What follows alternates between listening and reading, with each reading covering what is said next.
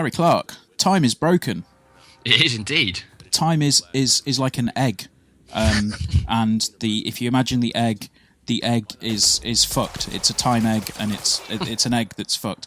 That's essentially the intro spiel to Quantum Break, which is the new big Xbox One title and PC title as well, obviously, coming shortly from Microsoft. I've been playing it, so I'm here to talk to you about it. I can talk up to the end of Act 2 now. Past week, we were able to do Act 1. Now I can talk about Act 2, up to a certain point. And essentially, it's from what I've played so far, I'm finding it really enjoyable. Like it's had a lot of controversy recently about its graphics settings. It's had a lot of controversy about the fact that it appears to be running at 720p. But to be honest, I don't give a shit because it looks really nice. It does, yeah. The footage that we've got here, it's all being captured and rendered at 1080p because that's what the Xbox One outputs everything at. However, I think Remedy have come out and said that it's running at 720p with a bunch of different lighting effects and loads of other stuff that's going on, but it's not quite 720p. It's more than that because there's more image. I don't really know the technical ins and outs behind it, but basically they've said it's kind of 720p. Okay. But it's kind of not. But anyway, all the bullshit aside about the resolution, from what we've played so far of Act 1 and Act 2, Quantum Break is shaping up to be a really good game. There are some really cool mechanics, there's some really cool like time manipulation powers and things like that. And it's a really unique concept for a game. So I mean, have you got any questions or anything like that you want to throw at me, and I can try and deflect them if I need to? Or... yeah, starting off with obviously you play is it Jack Joyce, right? Yep. Yeah, he plays as Jack Joyce, who's played by Iceman from the X-Men, and that's all I'm going to remember him as. That's the one. Sean something, right? Sean Ashmore, I believe. I believe that's right. We're probably going to get slated in the comments if it's wrong, but we'll say that's right.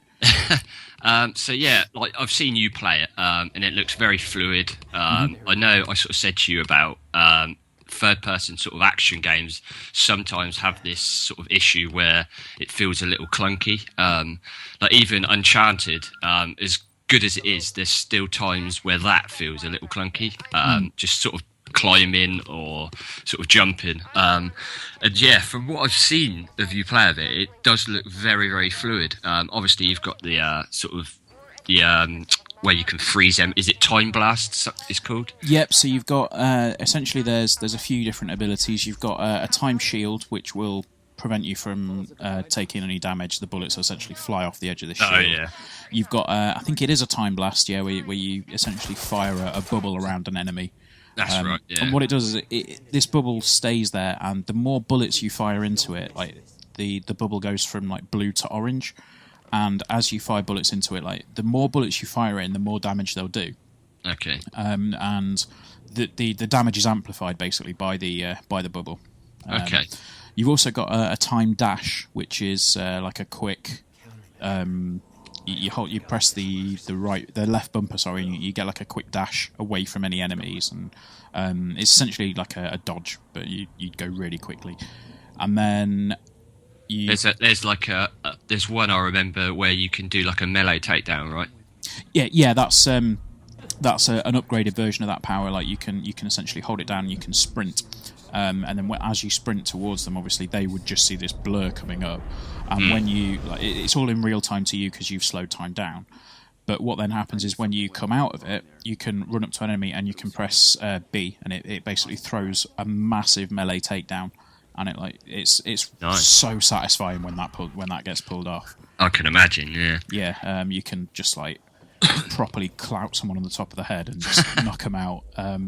One of the coolest things actually, which is a really neat little touch that Remedy have put in. It's when you walk in when time's frozen. There's these things called stutters, which is where essentially time freezes around you. But because you've had exposure to this, the chronon particles, as they're called, what that does is that stops. That lets you move around in the time that's been stopped. So you can walk past people that are completely frozen in time. It's so cool. It is such a cool mechanic, and like one of the cool things is if you've taken an enemy out, so if you've shot someone, and in this stutter, there are some enemies which can quite sort of negate the stutter, if you like. So if you shoot one of the enemies there and they die, when you walk up to them, if you bump into them, their corpse will just float away. But then it'll like glitch out, and then it'll go back to where it was. It's a really cool visual effect, as well as like a nice little touch. But yeah, one of the coolest things is as you're walking past quite early on in the game, as you're walking past a bunch of enemies that are storming this university campus, you can walk past them and take their guns off them. Yeah, so I remember seeing you do that in the stream. It was hilarious. Yeah, you just go past them. You just go, yeah, okay, I'll take the gun off. Yeah, I'll take the gun off. And I just almost want to be there at the point where the time kicks back in, because like just seeing them running with these guns held in, and then all of a sudden, what the hell? What's that? Yeah. What happened to my gun? Yeah. But I mean, one thing that we need to talk about, obviously, with this being with this being quite a unique game, is the TV series elements. Yeah. My biggest concern with them, and this was evident in the stream, is that they are streamed. Yeah. That's surprising, to be honest. I mean, you can download them. Okay. It is a little bit surprising that they're not included within the game. Yeah. But you know, if you do have some issues with them, you can download them. At this current moment, we can't, as you know, as reviewers, as press and everything, because they're not included in the store yet. Yeah. But once the game goes live, you'll be able to download them. At least I'd hope you can. Yeah. The streaming quality is, you know, it's pretty good. It's apart from the buffering issues, right? Yeah, I had some really bad buffering issues when I was actually streaming the game. So I'm not sure whether it was the fact that I was streaming and also trying to stream the game in. But I had some real problems with it, and essentially we had to abandon it because it wasn't really enjoying itself. The quality of the TV itself, so the quality of the actual show, I would liken it to some kind of sort of mid to high end sci-fi show. Okay. Like the Sci-Fi Network show. Right. It's very cheesy, and it knows it is. And it's quite. I mean, the budget's not going to be the same as Lost, because Lost basically had all of the money thrown at it. But it's akin to. I honestly can't think of something that it's got that kind of link to. I mean, probably sort of some episodes of Gotham or something like that. You know, it's got this very camp, very cheesy, very knowing feel to it. And it's quite fun. Like I can't necessarily say that if it was a series on TV, I'd tune in and watch it every week. But the way that it's done, the way that it integrates with the game, essentially it advances the plot for the game in just the right kind of ways. Because I think the ways that it does move the plot on, it seems like it's it wouldn't be right suited in the game. So episodes 1 and 2 that we can obviously talk about, it seems to move the plot in just the right way and just the right amount for you to go, oh, okay, yeah, I'll pick this up and I'll carry on playing. So yeah, it's very cool. And also you've got these junctions as well, which we'll put some footage up where just before you see the episode of the TV show, you can choose which way the story's going to go. Okay. And oh yeah, I remember you done that in the stream, didn't you? Yeah, that was. You could choose like the bad way or the goodish way. Yeah, like for example, the first junction is that you can initiate a PR campaign to say, you know, as the bad guy, you initiate this campaign to say, yep, okay, right, what happened at the university was a mistake. It was led by this guy, or you can just cover everything up and like kill everyone that was a witness.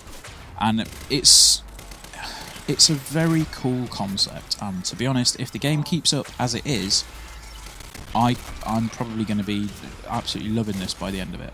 I mean, it's a Remedy game through and through. Like you've got the humour, you've got the references to other Remedy areas. You know, you like there's a point in an office where you're walking past. There's actually in the TV show as well. There's a point where the camera pans down past the TV, and there's an Alan Wake novel. Oh, nice. One of Alan Wake's novels on the table.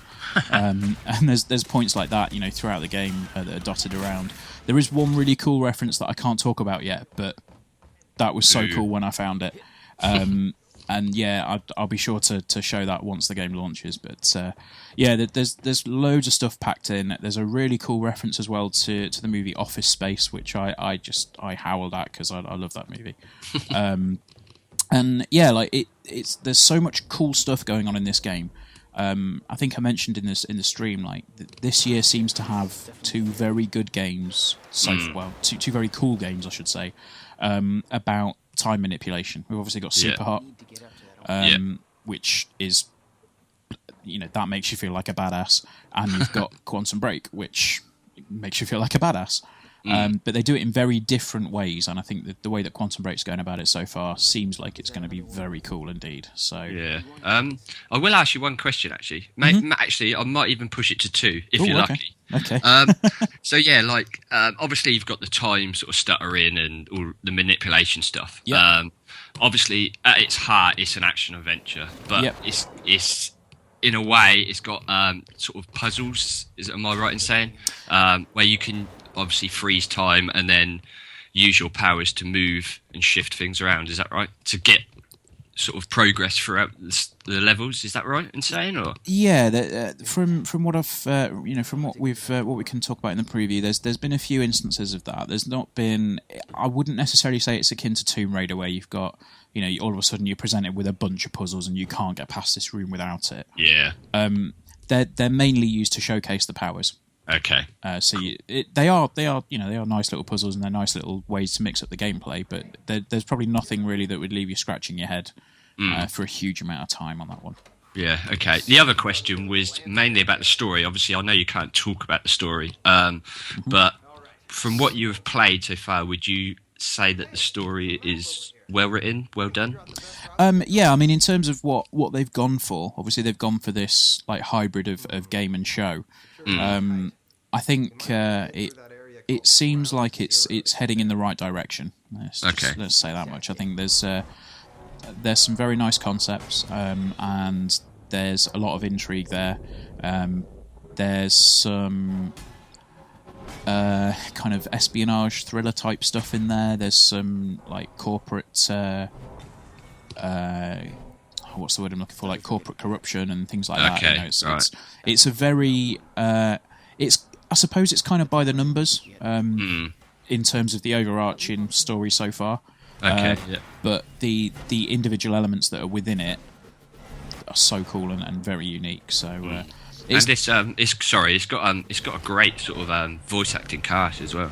Oh, the voice acting, the cast, and just to be honest, the facial animation in the game is absolutely incredible. Yeah, looks phenomenal. It's a bit of a shame really that it's a third person game, because a lot of the time, your character's talking, and it's not until you pan the camera round and you just see as he's talking, not only is his voice moving in perfect sync, which is a damn sight better than Alan Wake's was.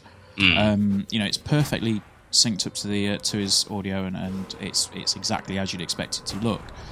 But when you move them around, they realistically look at each other in a certain way, and they kind of they follow each other around the room, and they always try and keep their gaze, and they try and keep the focus on the person that's talking, and it's a really nice little touch. The only thing I'd probably say is we obviously mentioned at the start about the graphics and things like that.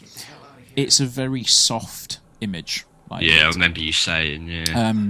There is a slightly strange, almost like a fuzz around some of the character models when you're talking, particularly quite early on. And when you look at them, it's like they've just got black eyes. It's a little bit off-putting. I've got to be honest that it's a little bit off-putting at first, but you kind of get used to it, and you embrace it in terms of how Quantum Break is. It's as I say, it's a Remedy game through and through. So if you've got a fondness for the studio, if you've got good memories of Alan Wake and Max Payne and other Remedy games, just think, what, this is. You can probably get away with just losing yourself in it. So yeah. Yeah. So that's Quantum Break. It's out on the 5th of April. We will have our review up a few days before that. And stay tuned. We'll have some more video footage. We'll have probably have a quite a short video review, given the amount of stuff we've already spoken about. But we'll go over the main points in a video review. And yeah, stay tuned to NGB. Check nextgengamingblog.com for news, reviews, features, everything else. Twitter official_NGB. Next Gen Gaming Blog on pretty much everything else. Stay tuned. Like, subscribe, comment, all the rest of it. And we'll see you soon. Cheers, guys. Bye. Bye.